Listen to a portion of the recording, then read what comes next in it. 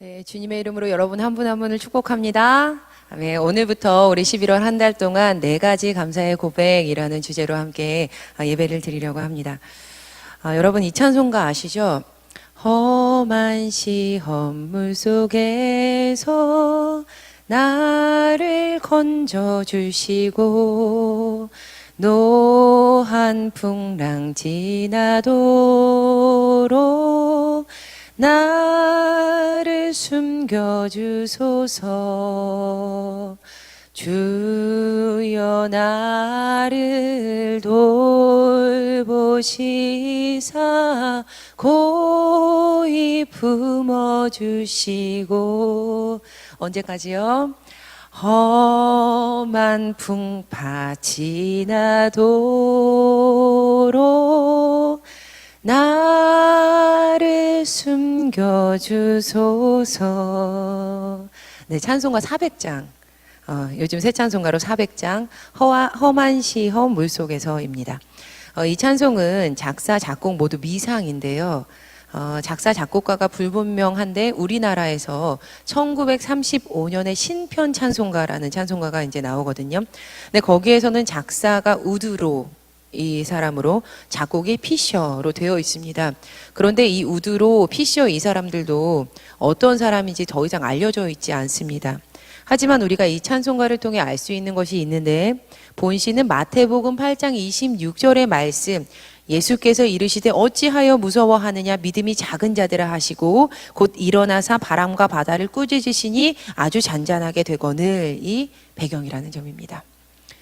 찬송가의 가사는 배가 뒤집힐 것 같은 절대절명의 위기에서 주님을 향해서 다급하게 구원을 요청할 수밖에 없는 인간의 절박한 심정이 굉장히 극적으로 묘사되어 있습니다. 험한 시험 물속에서 나를 건져주시고 노한 풍랑 지나도록 나를 숨겨주소서. 주여 나를 돌보시사 고이 품어주시고 험한 풍파 지날 때까지 그것이 지나도록 나를 숨겨주소서. 누구인지는 모르지만 이미 이 작가는 이 가사처럼 삶 속에서 굉장히 큰 절박함을 경험하지 않았을까 싶습니다. 하지만 작사가는 이 가사를 계속 보면 끝까지 절망하지 않죠.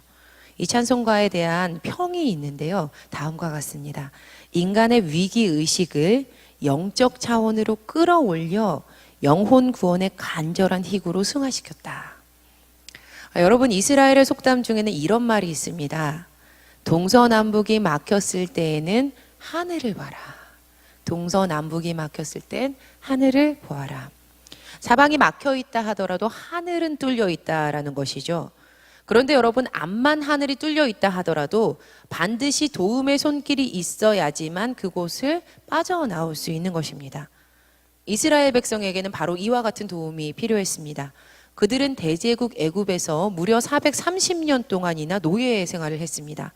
당시 노예는 짐승이며 소유물이었습니다. 때문에 그들의 삶은 고통 그 자체였죠.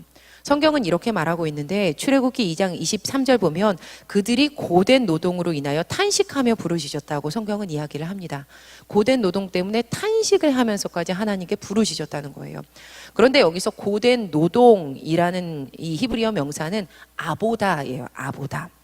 모든 종류의 일을 뜻하는 이 단어가 아보다입니다. 또 노예, 노동이라는 뜻을 가지는 명사이기도 하죠. 그런데 재미있게 좀 살펴볼 것은 그 어원인데요. 어원은 기본 동사, 어근 아바드예요. 아보다, 아바드 비슷하죠? 아바드예요. 그런데 이 아바드라는 뜻은 섬긴다라는 뜻을 가지고 있습니다. 특별히 성경에서 하나님을 섬긴다, 하나님께 예배드린다 할 때 사용되는 단어가 아바드라는 것이죠. 그러니까 지금 이스라엘 백성은 고된 노동을 이렇게 섬겨야 하는, 노동에 매여버린 사람들이 되었습니다. 그들은 노동의 노예입니다. 강제 노역의 대상이었습니다. 노예는 주인의 주권에 자신의 모든 것을 전적으로 맡겨야만 하는 존재일 뿐입니다. 그러니까 참으로 그들이 고통스러웠을 것입니다. 그들의 이렇게 괴로운 탄식은 하나님께 기도가 되어 상달이 되었죠. 이미 하나님께서는 오래전부터 이스라엘을 구원하시고자 계획하고 계셨습니다. 모세는 태어나면서부터 준비되었던 사람 중에 한 사람입니다. 모세는 이스라엘 사람이었지만 바로의 딸의 양자가 되었어요. 즉 모세가 애굽의 왕자가 되어서 살아갈 수 있었다라는 거죠. 이 모세라는 이름도 물에서 건졌다라는 이 뜻으로 애굽 공주가 친히 지어주었던 이름이었습니다. 하지만 그는 굉장히 감사하게도 친어머니 요게벳의 젖을 먹으면서 자랄 수 있었어요. 그러니까 하나님을 아는 사람으로 성장할 수 있었다라는 말이죠. 왜냐하면 이 모든 일들이 잘 진행될 수 있도록 굉장히 주도 면밀하게 행했던 사람, 바로 모세의 친누나 미리암이 있었기 때문이었습니다. 우리는 이 말씀을 읽을 때 미리암이라는 사람을 배경 정도로 생각하고 그냥 주의 깊게 묵상하지 않고 쓱 넘겨서 성경을 읽습니다. 그런데 여러분 잘 보시기 바랍니다. 모세의 아버지 아므람과 어머니 요게벳이요, 모세가 태어난 지 석 달이 지난 후에 더 이상 그 아들을 숨길 수 없게 되자 갈대 상자를 하나를 구합니다. 갈대 상자에 역청과 송진을 발라요. 그러니까 물이 들어오지 않게끔 하는 행동이었던 거죠. 그 다음에 그 아이를 그 안에 이렇게 고이 담습니다. 그리고 강가의 갈대 사이에 둡니다. 왜냐하면 당시 바로는 이스라엘 백성이 낳은 아들을 모조리 없애라라는 명령을 했었기 때문입니다. 일이 이렇게 되자 미리암이 일찍부터 서서 동생이 어떻게 되는지를 지켜보고 있었습니다. 일찍부터 서서 동생이 어떻게 되는지를 계속 멀리서 지켜보고 있는 거예요.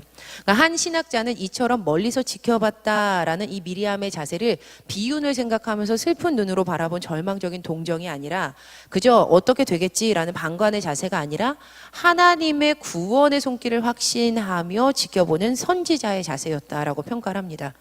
청파교회 김기성 목사님께서 설교 중에 출애굽기의 신학, 김희곤님의 출애굽기의 신학에서 이제 한 부분들 발췌해서 하셨던 내용인데요. 한번 좀 들어보세요. 출애굽기는 그 갈대 상자가 나일 강물 위로 떠내려 갈 때에 모세의 누이인 미리암은 멀찍이 서서 지켜보고 있었다고 합니다. 그런데 이때 서서라는 단어는 그냥 우두커니 서 있었다라는 말이 아니라 확실한 자기 입장을 가지고 확고히 서 있다는 뜻으로 새겨야 한다고 합니다. 그는 선지자처럼 구원의 손길을 확신하며 그 동생 모세를 바라보고 있었던 겁니다.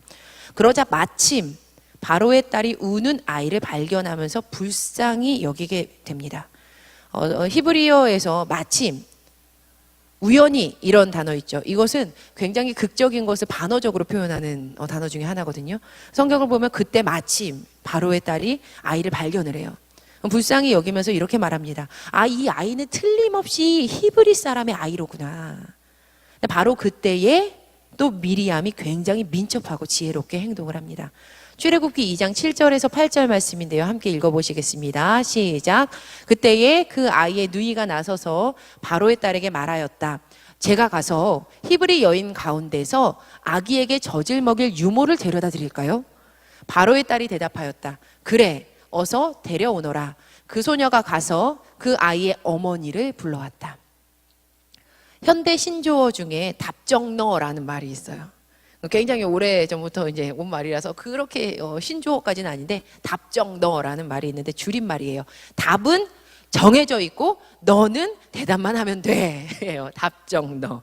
근데 애굽 공주가요, 이 아이는 히브리인이야 라고 말했는데 미리암이 굉장히 재빠르게 이 대화의 질문의 주도권을 잡으면서 제가 가서 히브리 여인 중에서 아이에게 젖 먹일 유모 데려다 드릴까요? 라고 묻습니다. 당연히 대답은 답정너. 답은 정해져 있었죠. 대답은 예스.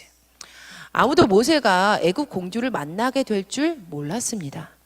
이 모세를 갈대 상자, 이 모세를 이 역청이 발려져 있는 이 상자 안에 넣어서 갈대 사이에 두게 되었을 때 아무도 그 아이가 애굽 공주를 만나게 될 줄이라는 것을 아무도 몰랐다는 거죠. 심지어 지켜보고 있었던 미리암도 몰랐다는 겁니다. 그러니까 이 말뜻은 지금 미리암이 했던 이 행동은 부모의 교육으로 된 일이 아니라는 말입니다. 아므람과 요게벳이 계획을 세웠어요. 네가 보고 있으면 이렇게 공주가 나올 거야. 그럼 그때 이렇게 질문해. 라고 가르치지 않았다는 거예요. 미리암은요, 참 지혜로운 여성이었습니다. 모세를 살리기 위해서 지혜를 발휘했던 미리암이 있었기 때문에 출애굽의 리더 모세가 세워질 수 있었던 것이죠. 그러나 이렇게 애굽 왕자로 장성했던 모세가 왕자의 자리에서 하루아침에 살인자로 전락을 하게 됩니다. 40세에 미디안 땅으로 도망한 그가 80세 할아버지가 될 때까지 양을 치는 사람으로만 살게 되었습니다. 다 잊어버렸을 거예요. 공부했던 거, 그동안 잘 나갔던 것들 다 잊어버렸을 거예요. 하지만 그 안에서도 하나님의 일하심은 분명히 있었습니다. 이스라엘 백성의 기도를 들으셨던 하나님께서 드디어 모세를 찾아오신 거죠. 하나님께서는 모세와 아론을 애굽 땅으로 다시 들여보내십니다.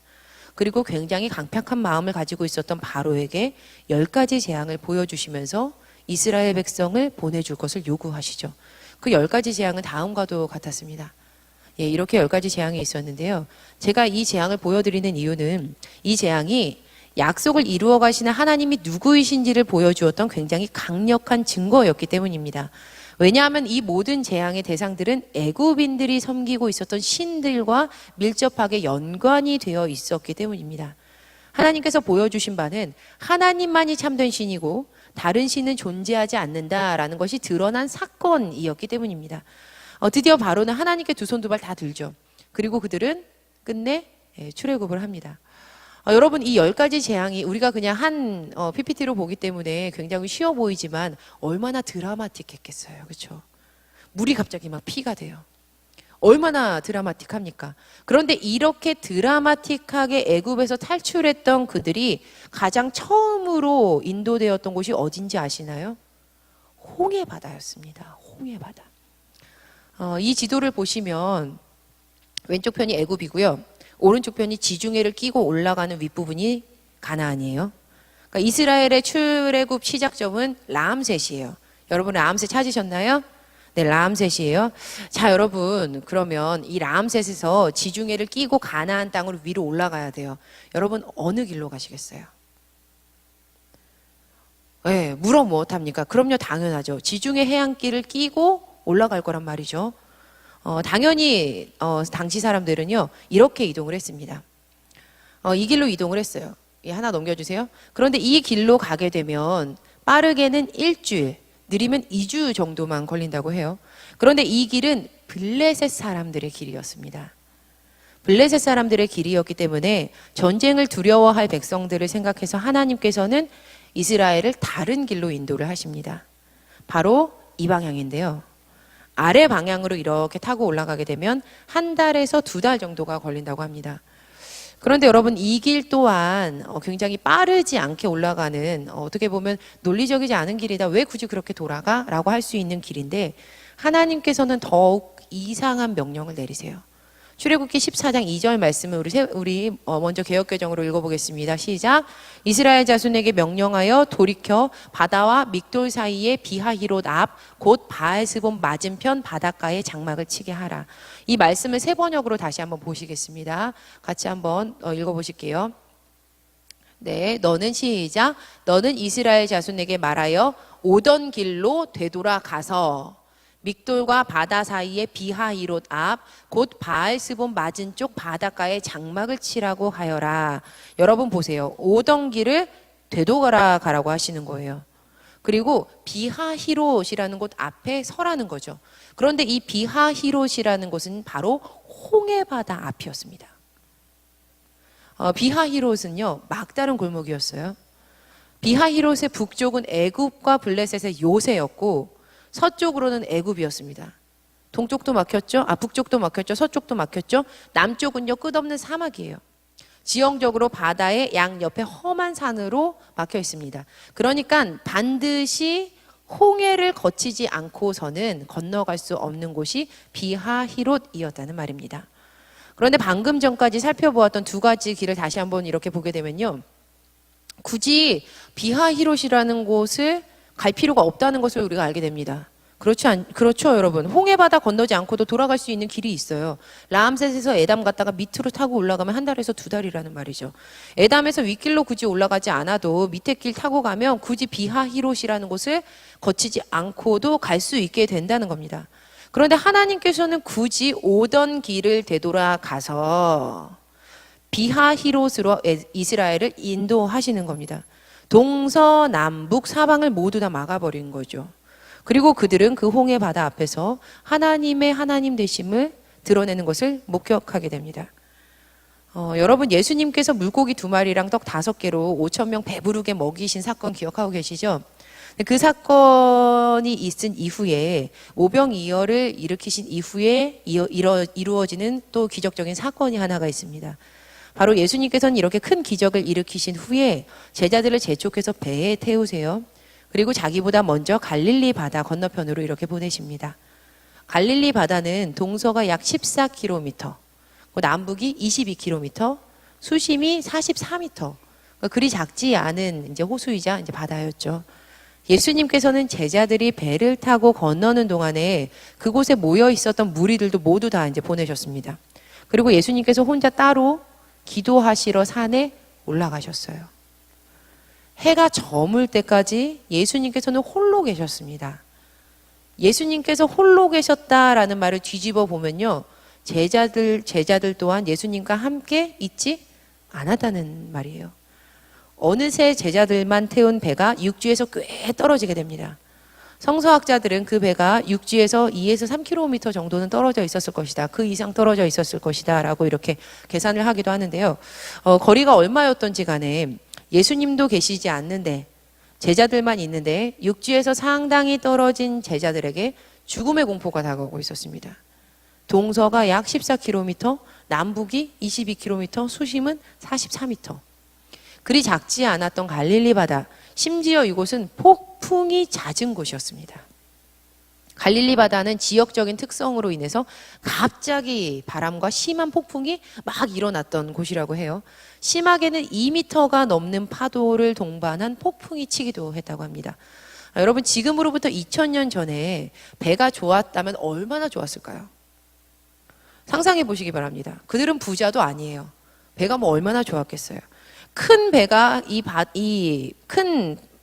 그 배가 큰 파도에 부서질 듯이 이렇게 흔들리고 짠 물이 배를 막 덮치고 얼굴과 코에 막 물이 막 입에 막 들어오는 겁니다. 바다에 잔뼈가 굵었던 이 어부였어도 이들이 감당할 수 없을 정도예요. 당연히 제자들이 죽음의 공포 앞에 휩싸였을 것이죠. 그런데 지금 제자들이 겪는 이 두려움은 단지 풍랑 속에서 배가 침몰해 내가 죽을 수도 있다 정도의 그 두려움이 아니었습니다. 우리 한국 사람들에게 내려오는 미신들이 있죠. 저는 그 신앙의 3대의 가정에서 자라서 이 미신들을 잘 몰라요. 그래서 뭘 말씀하시면 저런 것도 있어 하는 것들이 굉장히 많은데 아는 것들이 좀 몇 가지는 있거든요. 유명한 것들. 아홉수. 여러분 아홉수란 말 들어보셨어요? 나이 끝에 구자 붙으면 이제 좋지 않다는 말 이런 거 있잖아요. 또 손 없는 날 이런 거 들어보셨죠? 그 한국 사람 대부분 손 없는 날 이사 가고 손 없는 날 묘를 이장하기도 합니다. 좀 우스갯소리인데요. 제가 알고 지내는 한 목사님께서 이사는 꼭 손 없는 날 가야 된다는 거예요. 그래서 제가 그렇게 말씀하시니까 궁금해서 이 손이라는 게 뭐 악귀, 뭐 귀신 이런 걸 뜻한다고 하더라고요. 그래서 왜요, 목사님? 이랬더니 그날이 제일 싸 이러시더라고요. 그래서 가장 저렴한 가격과 강력한 성령님의 역사와 함께 이사를 할 수 있는 날이 손 없는 날이라고 예, 하시더라고요. 여러분 이 밖에도 현대판 미신들이 있습니다. 뭐 13일의 금요일, 청년들이 뭐 13일의 금요일에 비가 오면 오늘은 13일의 금요일 막 이러거든요. 이 밖에도 참 민족적인 신앙들이 이제 좀 많이 있죠. 미신적인 신앙들이. 그런데 마찬가지로 예수님 당시에도 구약 시대부터 이어져 내려오는 대중적인 미신 그런 신앙들이 있었어요. 그 중에 하나가 바로 바다는 악령의 집이다라는 미신이었습니다. 그래서 이 구약 성경을 보면 종종 하나님께서 물 위를 걸으시고 바다를 무찌르시고 물을 무찌르신다라는 표현이 막 자주 나옵니다. 그렇죠? 특히 시편에 굉장히 많이 나오는데 개인적으로 좀 재밌는 표현이라고 생각을 해요. 하나님께서 지으신 피조물과 하나님이 왜 싸우시겠어요? 근데 그 당시 사람들이 가지고 있었던 이런 미신적인 신앙이었다는 거죠. 왜 한낱 근데 어떤 우상과도 비교할 수 없는 유일한 분이 하나님이시다라는 그들의 이제 고백이 그 시편 안에 담겨 있는 겁니다. 돌아와서요. 지금 제자들이 목숨 잃을까 봐도 무서운데 예수님도 안 계시는 지금 이 바다라는 무서운 곳에서 죽으면 영혼까지도 잃을 수 있다. 즉 나의 영육 모든 것을 잃을 수도 있다라는 큰 두려움이 그들 안에 있었을 것이다 라고 해석하는 신학자들도 있습니다. 아마 모르긴 몰라도 이 홍해 앞 비하히롯 앞에 서 있는 이스라엘 사람들도 이와 같은 두려움을 가지고 있었을 것입니다.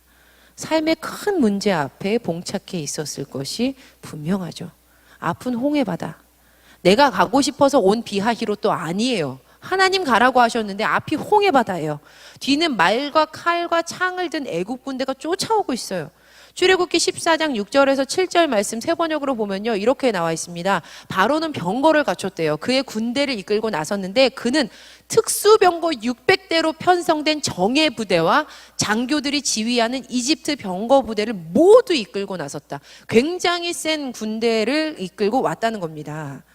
남녀노소 모두에게 삶의 두려움과 어려움, 힘든 일이 일어납니다. 내가 분명히 건강했는데 내 몸에 병이 생겼어요.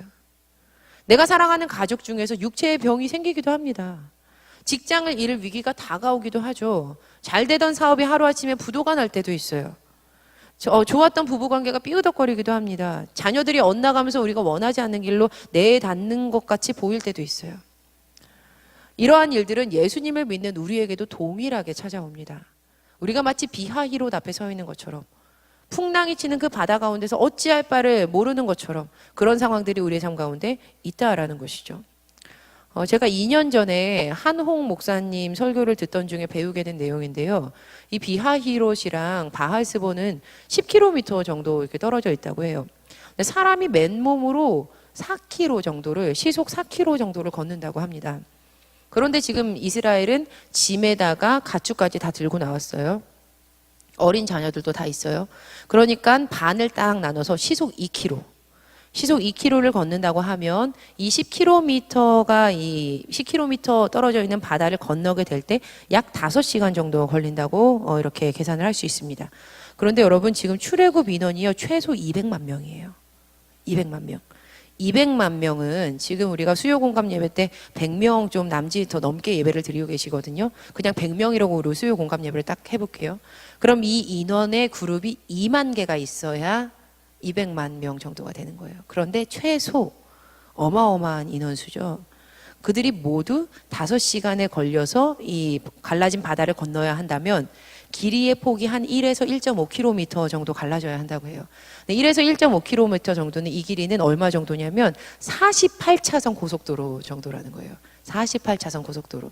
48차선 고속도로에서 4천에서 5천 명이 일단 줄을 딱 서서 늘어서서 시속 2에서 3km 정도로 계속 걸어가줘야 그래도 5시간 안에는 온전히 걸어서 비하히롯에서 바알스본까지 건너갈 수 있다라는 계산이 나옵니다. 그런데 여러분, 여기서부터는 이제 제 묵상인데요. 그런데 만약 갈라진 바닷길이 갯벌이었다면, 갯벌이면 어떻게 해요? 갯벌이었다면 바다잖아요. 갈라졌는데 갯벌이에요. 어떠할까요? 여러분, 계산해 보니까 어떠합니까? 불가능하다라는 답만 나오죠. 이거 할 수 없어. 불가능해. 그냥 여기서 갇혀 있어야 되겠다. 포기해야 되겠다. 이게 이성적으로는 굉장히 맞는 말이라는 거죠. 그런데 여러분, 이런 상황에서 믿음의 사람들이 선택할 수 있는 유일한 길이 있습니다. 바로 하늘을 보는 것. 하늘을 보는 것이에요. 즉 믿음을 고백하는 것. 감사의 고백을 미리 하나님께 드리는 것입니다. 이스라엘 백성은 밤새도록 하나님을 향한 그 믿음을 가지고 비하히롯 앞에 서 있었어야만 했습니다. 홍해가 갈라지는 것은요, 우리가 단순히 영화에서 봤듯이 모세가 손 딱 드니까 바다가 반으로 쫙 갈라졌던 것이 아니에요. 아이들 보여주는 만화 영화에서 손 드니까 바다가 확 갈라지는 그런 것이 아니라고요. 뮤지컬에서 보여지는 그것처럼 바다가 갈라지지 않았다라는 거예요. 출애굽기 14장 21절 말씀을 보면 모세가 바다 위로 팔을 내밀었다. 주님께서 밤새도록 강한 동풍으로 바닷물을 뒤로 밀어내시니 바다가 말라서 바닥이 드러났다. 바닷물이 갈라지고. 밤새도록 강한 동풍이 불러 일어났다라는 겁니다. 바다 위로 팔을 내미니까 바다가 바로 갈라진 게 아니라 계속 밤새도록 강한 동풍이 바닷물을 뒤로 밀어내서 바다를 갈랐다라는 거죠. 하나님께서는 밤이 새도록 강한 동풍을 불러서 바닷물이 뒤로 밀려가게 하셨습니다. 그렇다면 이스라엘 민족은 무엇을 하고 있어야 했을까요? 이스라엘 민족은 그 어려움과 위험 앞에서 담대하게 믿음으로 반응해야만 했습니다. 내게 허락하신 시련을 통해 나의 믿음 더 강하게 자라나고 험한 산과 골짜기 지나는 동안 주께 더 가까이 나를 이끄시네. 내가 겪는 시험이 어렵고 힘겨워도 내 주님보다 크지 않네. 내 앞에 바다가 갈라지지 않으면 주가 나로 바다 위를 걷게 하실 것입니다. 그들은 이러한 믿음으로 반응해야만 했고 그 믿음으로 밤새도록 하나님의 일하심을 보아야만 했습니다. 그런데 하나님께서는 믿음으로 반응하는 이들에게 절대로 외면하지 않으시는 참 좋은 분이십니다. 할렐루야. 아멘. 여러분, 왜 하나님께서 밤새도록 강한 동풍을 일으키셔서 이 홍해 바다를 가르셨는지 아시나요? 마르고 단단한 땅을 마련하시기 위해서였습니다. 그들이 바다 건너가야 되는데 갯벌로 건너면 안 되잖아요. 분명히 성경은 하나님께서 마른 땅을 허락하셨다고 우리에게 증언하고 있습니다. 마르고 단단한 땅을 만들기 위해서 하나님께서 밤새도록 강한 동풍을 일으키셨다라는 말이죠. 풍랑이 휘몰아치는 갈릴리 바다 위도 어지러운 상황 속에서도 그들은 심지어 믿음을 가지고 있지 않았음에도 불구하고 끝내 예수님께서는 등장하십니다. 마태복음 14장 25절에는 밤 사경에 예수께서 바다 위로 걸어서 제자들에게 오시니 라고 말씀을 하고 있습니다. 드디어 예수님께서 제자들에게 오셨습니다. 그런데 예수님의 오심은 아주 오랜 시간이 걸린 오심이었습니다. 여러분, 밤 사경은요 새벽 3시에서 6시 정도예요. 그런데 이 제자들은 전날 해질 무렵에 출발했어요. 그러니까 무려 거의 12시간 정도를 그 오랜 시간 동안 풍랑 가운데 있었다라는 거죠. 그들에게도 믿음이 필요했습니다. 그리고 끝내 예수님께서 오셔서 이렇게 말씀을 하셨어요. 마태복음 14장 27절에 예수께서 즉시 이르시되 안심하라. 안심하라. 나니 두려워하지 말라. 안심하라. 나니 두려워하지 말라. 어려움 앞에 있을 때 우리는 믿음으로 반응해야만 합니다. 하나님께서 바다를 말리실 것이다. 하나님께서 만약 바다를 갈라지게 하지 않으시면 하나님께서 우리를 바다 위에 걷게 하실 것이다. 예수님께서는 반드시 오신다. 예수님께서 반드시 오시는 그날 이르시되 안심하라. 나다. 두려워하지 말아라. 하나님께서 말씀하실 것이다. 그 예수님께서 말씀하실 것이다. 그 성령의 능력으로 이겨내게 하실 것이다. 할렐루야. 여러분, 다시 미리암의 이야기로 되돌아 보겠습니다. 10가지 재앙의 이야기가 시작되면서 이렇게 출애굽이 이루어졌을 때 어디에도 미리암의 이야기는 나와 있지 않아요. 미리암의 흔적을 우리가 찾아볼 수가 없습니다. 하지만 그녀가 어린 시절부터 겪어야만 했던 민족적인 어려움, 또 개인의 삶의 고통 속에서, 그리고 비하히롯 앞에 함께 그 홍해바다 앞에서 서서 밤새도록 하나님 앞에서 서 있었을 때 그는 하나님 앞에서 어떤 자세로 서 있었는지 우리가 알 수 있는 구절이 있습니다. 바로 오늘 우리가 읽었던 출애굽기 15장 19절에서 21절 말씀이에요. 이 본문에는 타이틀이 있는데 바로 미리암의 노래입니다. 출애굽기 15장 1절에서 18절까지, 그러니까 오늘 미리암의 노래가 있는 그 앞에 부분 1절부터 18절까지는 모세의 노래라고 이렇게 기록이 되어 있어요. 그래서 우리는 모세의 노래에 가려져서 19절부터 시작이 되는 이 미리암의 노래가 마치 뒷북치는 것처럼 보여집니다. 하지만 학자들은 이 미리암의 노래가 성경에서, 그러니까 이 히브리인들이 가지고 있는 토라에서 가장 오래된 전승에 속한다라고 말을 합니다. 그러니까 미리암의 노래가 모세의 노래보다 더 원본에 가깝다라는 것이죠. 더 오래됐다는 거예요. 우리는 홍해바다를 건너는 것까지만 상상해서 그칩니다. 그런데 정작 중요한 것은 그 이후예요. 상상해 보시기 바랍니다. 자신들을 죽이려고요, 특수병거 600대로 편성이 되었던 정예부대, 그냥 부대도 아니라 정예부대, 장교들이 지휘해요. 이집트 그 병거 부대가 모두 다 바다에 빠져서 죽었습니다. 좌우 양옆 다 막혔는데 길이 열렸어요. 이스라엘이 살았습니다. 어려움에서 건져졌어요. 문제가 해결이 되었어요. 그러고 나서 다시 바다가 딱 닫혔을 때 그들이 얼마나 다리가 풀렸겠습니까? 아, 살았다. 해결됐네. 죽을 줄 알았는데 살았네. 어려울 것 같았는데 이겨냈네. 그때 내 자녀가 이렇게 될 것 같은데 하나님 살려주셨네. 이 일이 막힐 것 같았는데 하나님 열어주셨네. 생각하지도 못했던 방법으로 하나님 역사하셨네. 그랬을 때 여러분 저절로 주저앉게 되지 않겠습니까?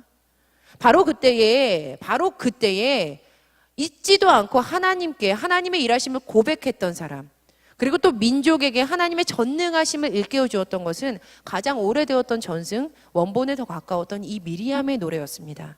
그러니까 바로 미리암이었다라는 것이죠. 출애굽기 15장 20절은 그녀에 대해서 이렇게 먼저 설명을 합니다. 아론의 누이 선지자 미리암이. 선지자 미리암이 손에 소고를 잡으니까 모든 여인도 그를 따라 나오면서 소고를 잡고 춤을 추기 시작을 하는 거예요. 선지자 미리암. 선지자는 민족을 이끄는 사람입니다. 특별히 민족의 영적인 리더예요. 미리암이라는 이름 뜻은 바다의 별, 사랑받는 자, 높이운 자라는 이러한 뜻들이 있어요. 그 미리암은 그녀는 민족의 영적인 리더, 선지자였다라는 말이죠. 그런데 그 선지자였던 그녀가 지금 무엇을 고백하고 있습니까? 함께 출애굽기 15장 21절 말씀을 세 번역으로 함께 읽어보시도록 하겠습니다. 미리암이 노래를 매겼다. 주님을 찬송하여라. 그지없이 높으신 분, 말과 기병을 바다에 던져 넣으셨다. 험한 시험 물속에서 건져주신 하나님, 어려움과 위험에서 건져주신 하나님의 은혜. 선지자 미리암은 그 하나님의 은혜를 잊지 않고 감사를 고백하고 있습니다. 그 하나님의 크신 능력을 선포하고 있는 거예요. 사랑하는 여러분, 올 한 해도 우리 참 많은 어려움과 위험 속에서 갇혀 있었던 것 같으셨죠? 물론 지금도 그 어려움과 위험 속에서 살아가는 분들 이 자리에 분명히 계실 거라고 생각합니다. 왜 하나님께서 나를 비하히로 앞으로 부르셨을까? 왜 우리만 태워서 갈릴리 바다로 건너게 하시는 것일까? 왜 우리만 이렇게 있는 것일까? 하나님이 불러서 왔는데 왜 좌우 양옆이 다 막혀 있을까? 그런데 여러분, 만약 그러하시다면 수천 년 전 이 미리암의 입술을 통해서 감사의 고백을 받으셨던, 그 받으실 만한 일을 행하셨던 하나님께서 오늘 이 시간 우리에게도 동일하게 살아 역사하시는 그 하나님이시라는 것을 믿음으로 먼저 고백하시기를 간절히 부탁드립니다. 그리하였을 때, 믿음으로 미리 우리가 감사를 고백하였을 때 하나님께서는 위험 속에서, 어려움 속에서, 험한 물 속에서 우리를 건지실 줄을 믿습니다. 그 아픔 가운데서 치료하시고 치유하시는 하나님이 분명히 계십니다. 자, 그렇다면 마지막으로 저를 따라서 함께 감사의 찬양을 해보셨으면 좋겠습니다. 함께 찬양해 보시도록 할까요? 시작. 주님을 찬송하여라.